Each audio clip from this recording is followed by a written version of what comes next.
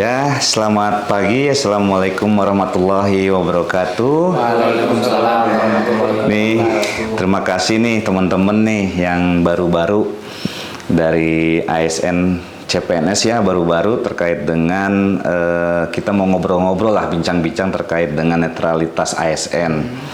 Terima kasih nih Kang Nana, Kang Yan, Reza, Kang Rasfi, maklum lah lupa ya. Jadi kita karena baru ya, jadi kita harus sering komunikasi.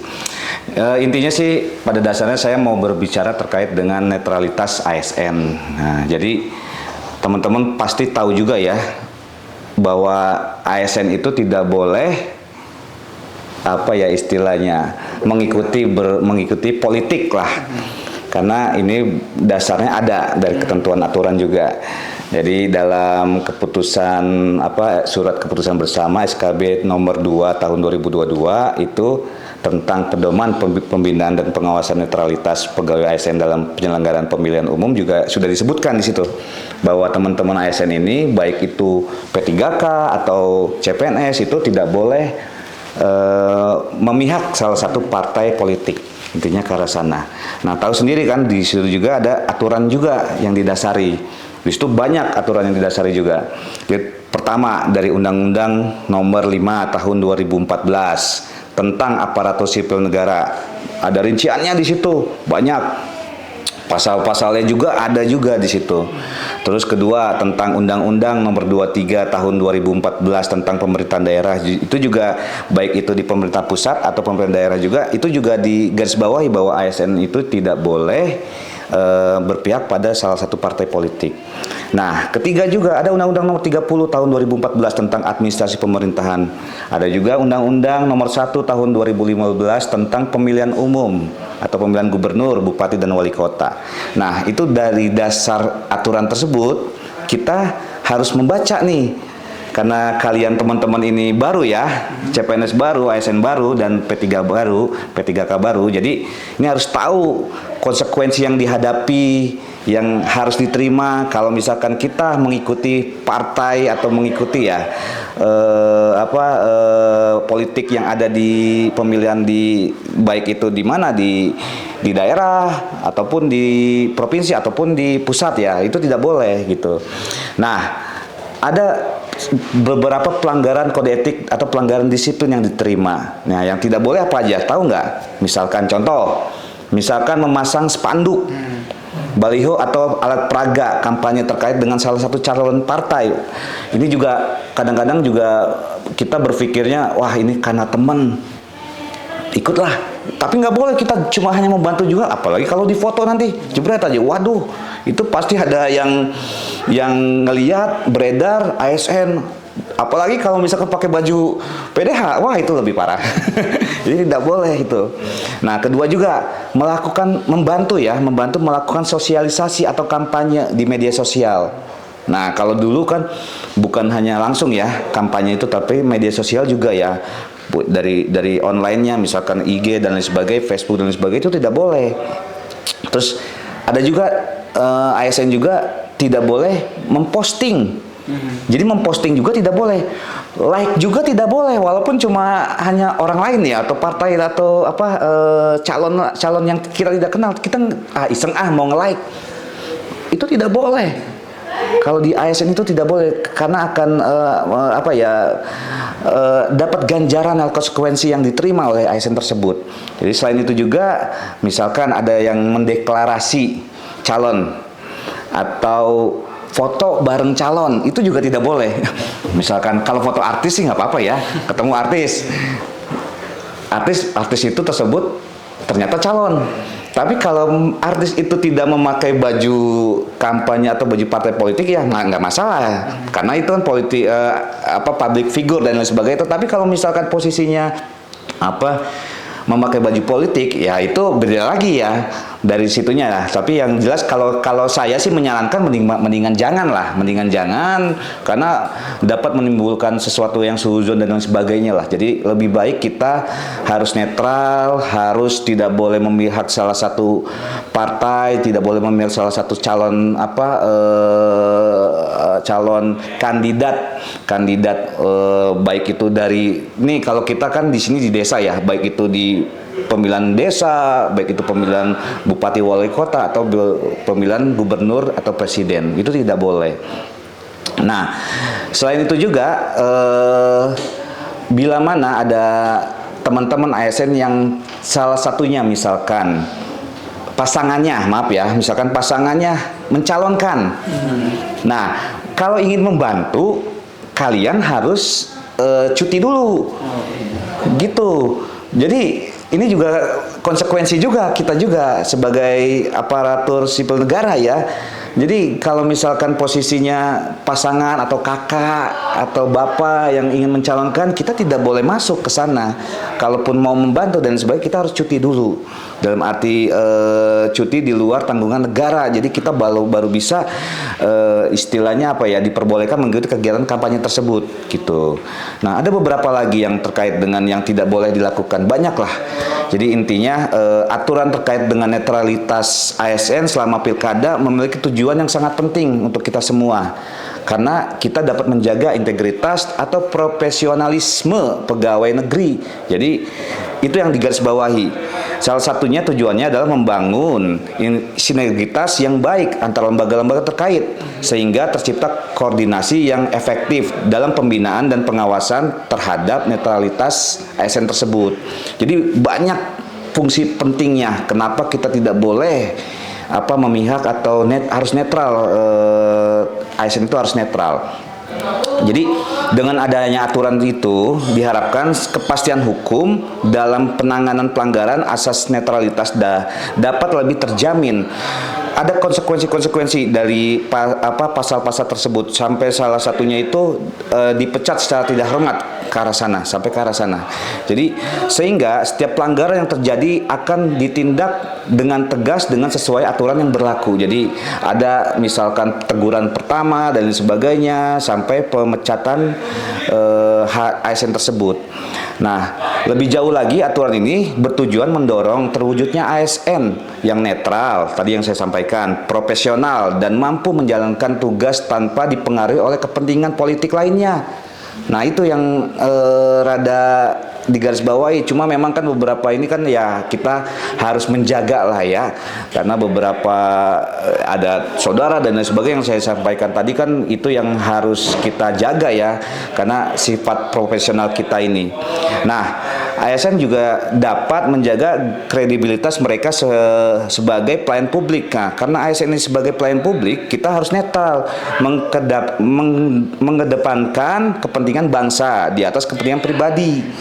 Jadi pada akhirnya penerapan aturan netralitas ASN juga berkontribusi pada terselenggaranya pemilihan umum ini.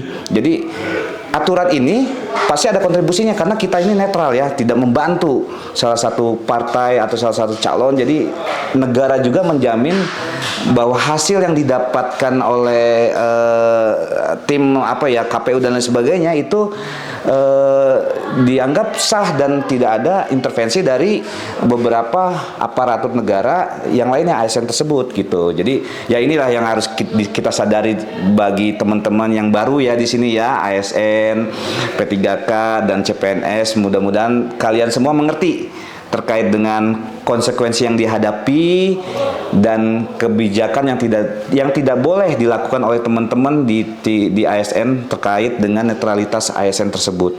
Mungkin penyampaian saya sekian. Kalau misalkan nanti kita berbicara untuk yang lainnya bisa kita sampaikan ya, ada masukan ini kayak gimana nih Pak Dimas, misalkan saya nih pengen nyalonin bila mana mau nyalonin harus gimana ya, apakah harus cuti dulu atau gimana ya? Cuti kayak ada ya di sini ya, pejabat kita juga kan Pak Dani ya, Pak Dani mencalonkan bupati ya cuti, tapi cutinya ya langsung mengundurkan diri ya, pensiun dini ya jadinya ya. Jadi ya itu ya konsekuensi yang dihadapin ya, gitu. Banyak lah intinya, kita jangan terlalu masuk ke dalam jangan masuk ke dalam partai politik ya. Itu sifat kita, netralitas kita sebagai ASN di Indonesia ini. Paling itu saja ya. Terima kasih waktunya, kesempatannya teman-teman. Saya sampaikan semoga bermanfaat untuk kalian semua hasil penyuluhan saya ini. Saya sampaikan terima kasih. Billahi taufiq wal hidayah. Wassalamualaikum warahmatullahi wabarakatuh. Waalaikumsalam warahmatullahi wabarakatuh.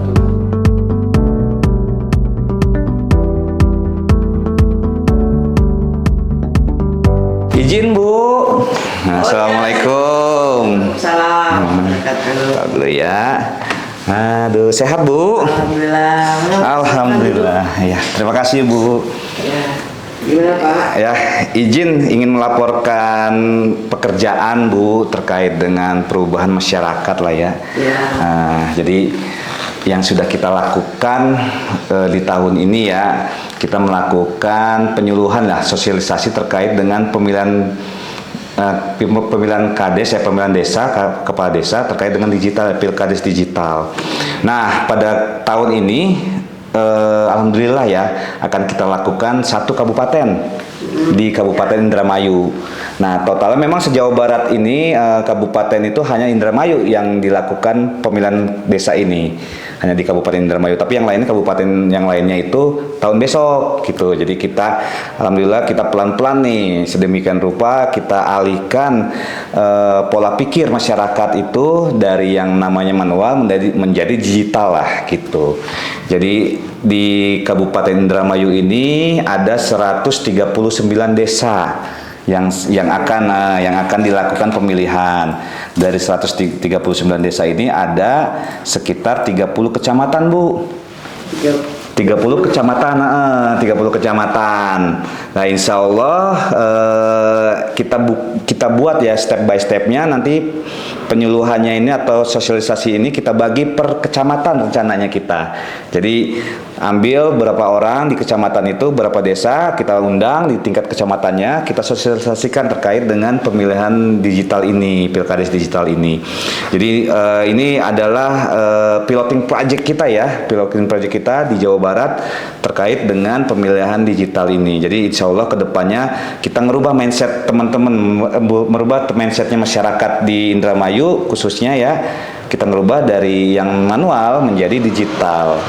Paling laporannya sampai situ dulu. Nanti untuk kedepannya kita akan melaporkan untuk secara teknisnya ya Bu ya, pelaksanaan, terus pembagian tim dan lain sebagainya. Jadi supaya kita juga akan berjalan lancar ya di sini ya posisinya. Kita juga akan merapatkan juga dengan teman-teman di tingkat kabupaten juga, insya Allah ya di minggu besok lah kita akan merapatkan teman-teman di tingkat kabupaten. Mungkin kalau saya mau memaparkan ya terkait dengan pemilihan digital ini ya salah satunya sih kita sebelum ke arah pelaksanaan ya Bu ya, kita akan memaparkan sih beberapa terkait dengan kita punya perjanjian dengan kerjasama juga dengan konsultan ya di sini ya.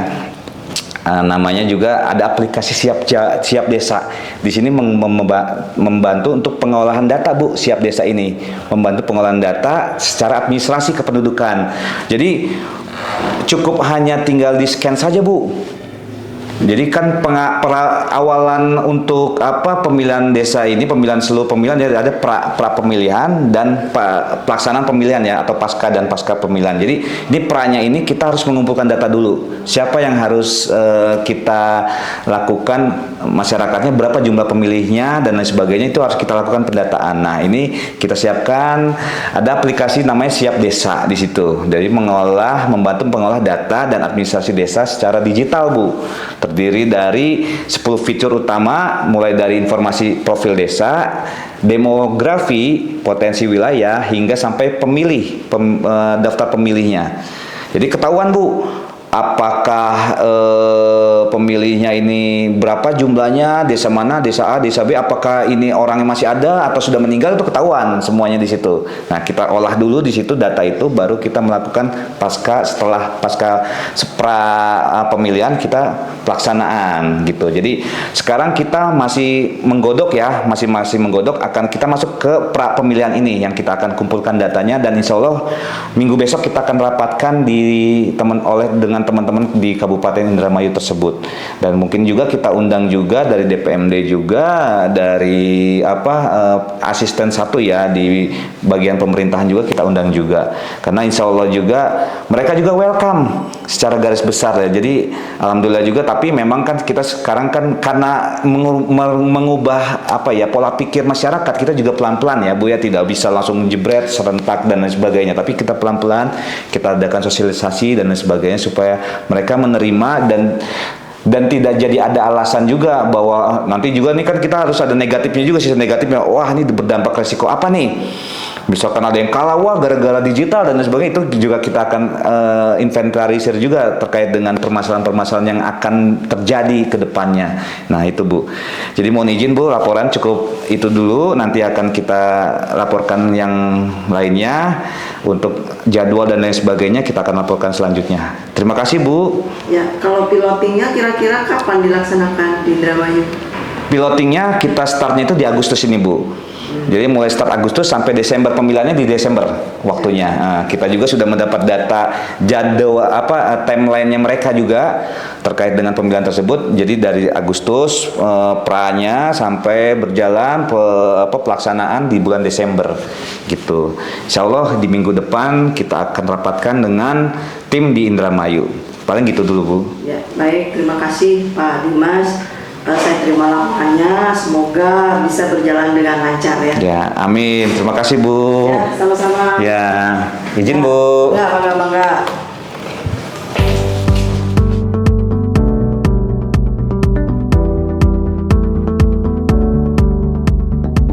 Assalamualaikum Bu. Izin menghadap Bu. Ya, gimana Pak? Ya, ini Bu. Ya, silakan duduk. Ya, terima kasih Bu. Ya, izin Bu, ini mau memberikan data terkait dengan konflik-konflik yang ada, permasalahan-permasalahan yang ada di kegiatan Pilkades digital Bu. Jadi di sini data-datanya ini kita sudah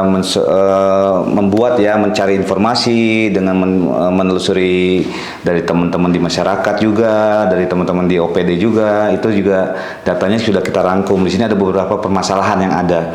Ada beberapa desa yang sudah kita buat ya. Ini nggak semuanya sih sebenarnya. Dari total 139 desa yang sudah dilakukan pemilihan desa ini, pemilihan kepala desa ini, cuma hanya sekitar 30 sampai 50 desa yang bermasalah di sini datanya. Nah, ini juga potensi datanya juga macam-macam masalahnya. Ada yang biasalah politik uang Bu di sini. Terus ada kampanye hitam juga. Nah, yang kampanye hitam ya biasalah namanya kampanye hitam ya, menjelek-jelekan lawan orang lah, lawan ininya lah. Terus juga ada intimidasi, misalkan wah jangan memilih A, jangan memilih pasangan B, itu juga ada beberapa konfliknya yang menimbulkan jadi permasalahan di sana. Nah, ini juga kita dapatkan juga. Terus juga ada unsur juga keagamaan Bu. Nah, ini yang rada fatal juga ya, tahu sendiri ya di Kabupaten Indramayu ya. Di sini juga keagamaannya juga sangat kental juga ya di sini. Jadi kita juga akan kita rangkum beberapa permasalahan tersebut yang sudah kita lihat itu, dan ini ada sekitar 50 desa yang bermasalah. Jadi dengan permasalahan-permasalahan yang berbeda-beda kita harus mencari solusi nanti ke depannya ya. Paling itu aja Bu, data yang saya akan sampaikan ke Ibu, nanti akan saya laporkan langsung, saya kasih ke Ibu datanya. Baik, saya terima Pak laporannya. Ya. Silahkan datanya nanti diarsipkan dengan baik. Siap. Agar itu menjadi data kita ya, yang Siap. bisa kita pertimbangkan untuk selanjutnya. Ya, terima kasih Bu. Ya, silakan Pak. Mohon izin Bu. Ya. Apa Pak? Assalamualaikum. Waalaikumsalam.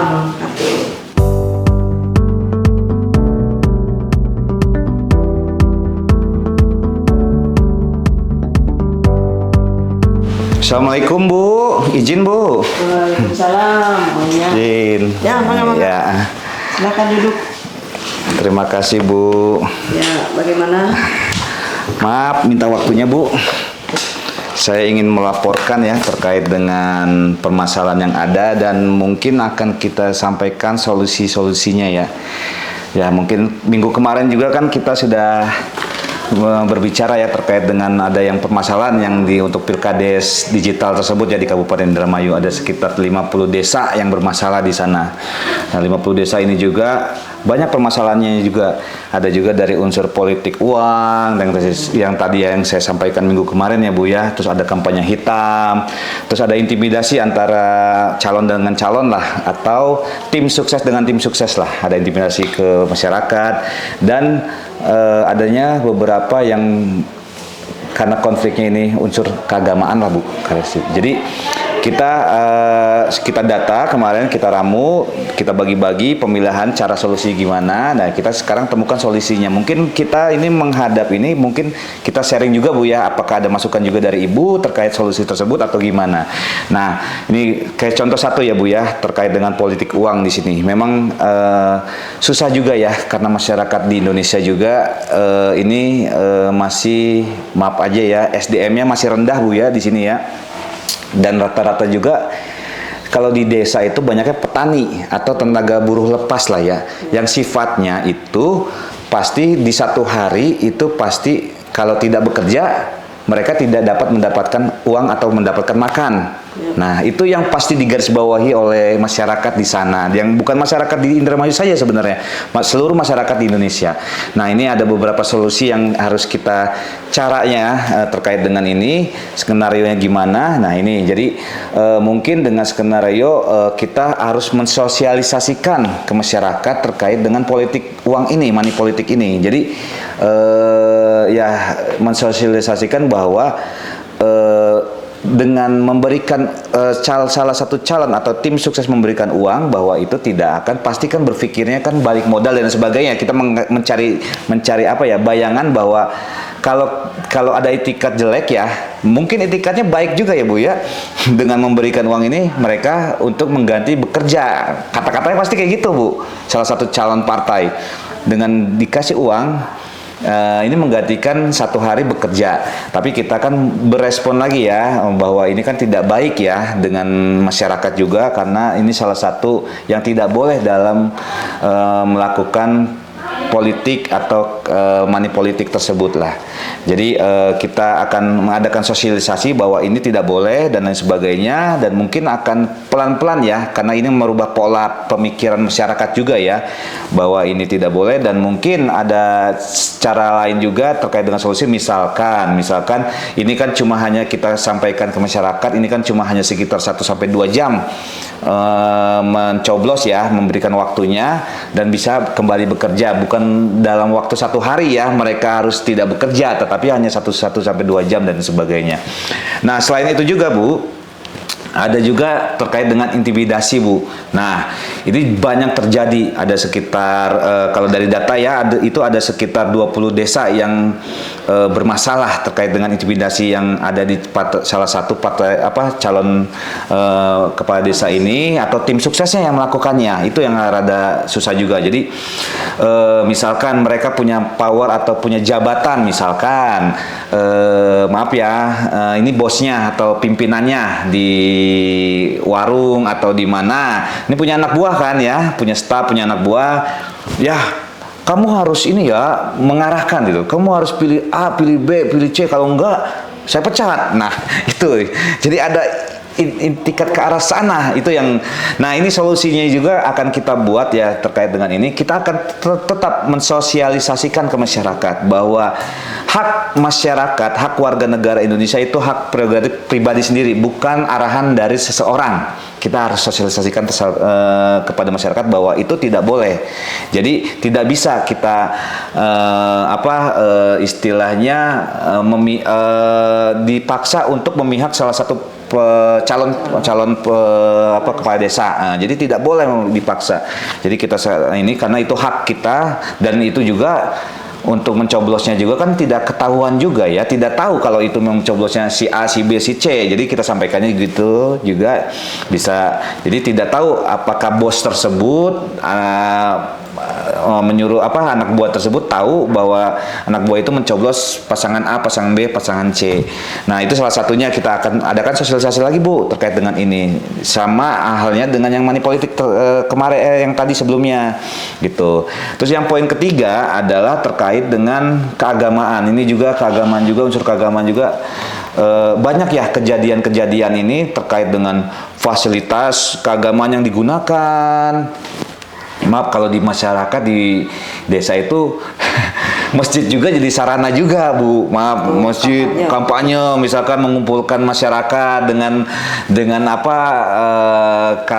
unsur kajian atau pengajian dan lain sebagainya. Ya itu kadang-kadang ya kita juga akan memberikan solusinya ya terkait dengan ini, pencegahannya dan lain sebagainya untuk kedepannya.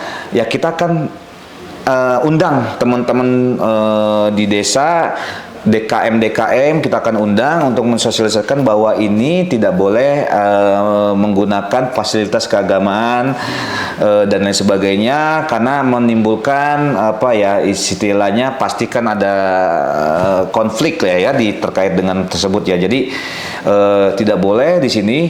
Kita undang teman-teman DKM dan lain sebagainya, kita kasih sosialisasikan bahwa ini kalau ingin melakukan pengajian-pengajian jangan ada unsur sampai mengarahkan ke salah satu partai atau salah satu calon kepala desa. Jadi mungkin solusinya mungkin kita akan adakan sosialisasi secara serentak di 50 desa, Bu. Nanti kita bagi per jadwal nanti. Jadi misalkan desa A, desa B, desa C kita bagi satu-satu atau dibagi per 5 desa atau dibagi per 10 desa. Kita bagi, nanti kita buatkan tim dan lain sebagainya. Kita arahkan karena ini kan sifatnya ya memberikan motivasi atau mengubah mindset atau mencari solusi ya terkait dengan ini. Mungkin itulah, Bu, yang dapat saya sampaikan. Ada tambahan dari Ibu, mangga akan kita rangkum diskusi ini atau tambahan dari Ibu, kita rangkum, kita akan jalankan dengan bersama-sama, Bu. Mangga, Bu, ada masukan, Bu? Ya, terima kasih Pak Dimas atas laporannya. Ya. Nanti kita bahas lebih lanjut dengan tim yang lainnya. Oke. Seperti apa arahan dari rekan-rekan dan juga kepala bidang yang lain. Oh ya. Lebih menyempurnakan Ya. langkah kita selanjutnya. Ya. Ya, terima kasih, Bu. Ya, assalamualaikum. Izin, Bu. Ya, sama-sama.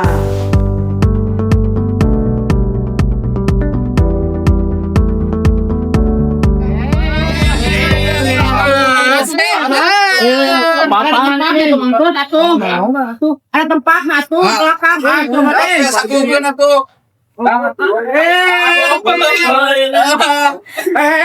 Kenapa nih? Kenapa?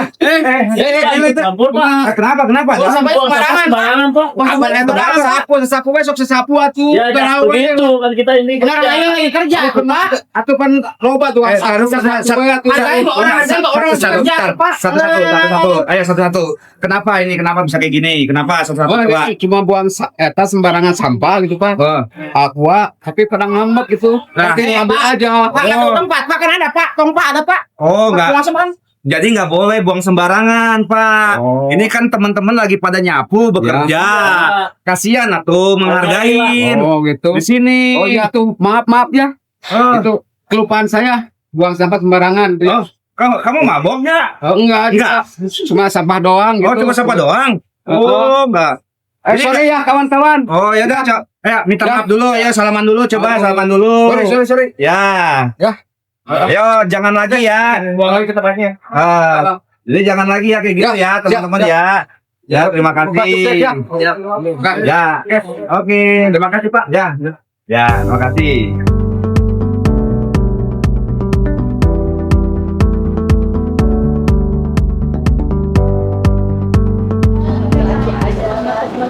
Ban, nih lagi pada ngapain nih? Lagi ngobrol-ngobrol aja. Ban mau lewat aja, Ban. Aduh, malu-malu. Kemana, Ban? Ke ruangan. Salam dulu. Oke. Ini lagi ngobrol apa? tentang apa aja Pak kehidupan dan digitalisasi. Waduh, kehidupan nih. Ini orang-orang Indramayu ngomongin kehidupan ya. Sudah tahu belum akan diadakan pemilihan kepala desa di Indramayu? Udah tahu belum? Saya tahu sih Pak, ya pernah lihat juga lah Oh. di media sosial gitu ya Oh Pak. gitu ya. Pada tahun ini memang kan di Jawa Barat itu ada pemilihan kepala desa itu di Kabupaten Indramayu. Jadi di kabupaten lain rencana tahun besok, tapi yang jadwalnya habis ya itu di Kabupaten Indramayu. Dan memang rencananya kita ingin mengubah pola pikir masyarakat di sini. Dari yang manual menjadi digital. Jadi insya Allah ini mohon dukungan juga nih teman-teman atau masyarakat nih. Ya jadi sistemnya sih sebenarnya sama, SOP-nya sama, cuma ngerubah ya kalau bahasa kasarnya ya dari kertas dirubah menjadi tab gitulah. Kalau bahasa masyarakatnya lah, jadi supaya tidak istilahnya supaya tidak terbuang itunya. Nah tanggapannya gimana nih? Apakah kira-kira ada masalah atau gimana ya terkait dengan Pilkades digital ini? Kalau dari masyarakat sendiri, apakah lebih susah atau belum tahu ya karena belum tahu ya pelaksanaan gimana? Belum tahu ya. Oh, belum. Sosialisasikan. Oh ya. Belum tahu gimana aja gitu tahapannya. Oh tahapannya. Caranya mungkin ya. Ya, tapi insya Allah lah kita juga akan membuat juga konsepnya, perencanaannya juga, karena kan memang satu sisi pasti ada minus dan plusnya juga ya.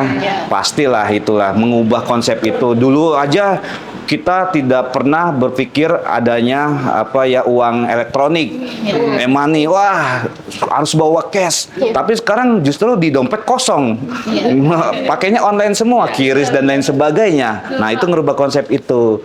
Jadi insya Allah lah, ini teman-teman juga, masyarakat Indramayu juga, mudah-mudahan sukses nih untuk pemilihan Pilkades digital tahun ini.